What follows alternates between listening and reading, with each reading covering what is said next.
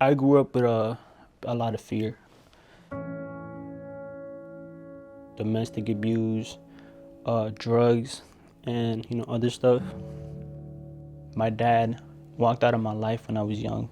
I have a fear of like people constantly leaving. I fled here from the country of El Salvador due to gang violence.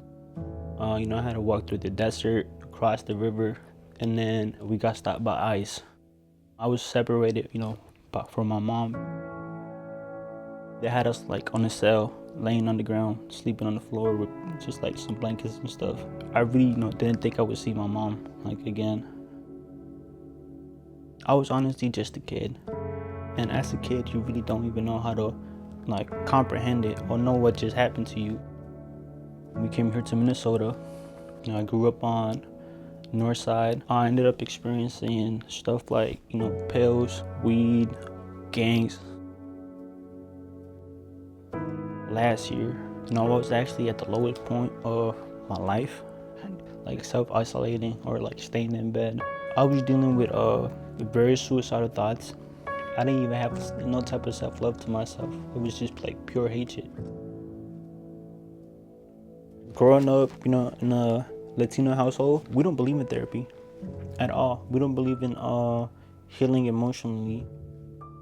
I was still in that mindset of like, therapy's not for me. So I try to fight it, But at some point, you can't run away forever. You gotta accept the help sometime.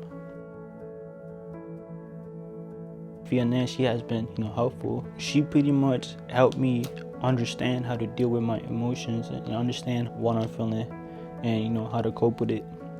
I didn't have a lot of like good role models. So, just having someone that I could like express myself to and genuinely have a conversation about my feelings, was very helpful. Getting to experience therapy, it just makes me a more secure human being. I think back to how I was like a year ago. I chose like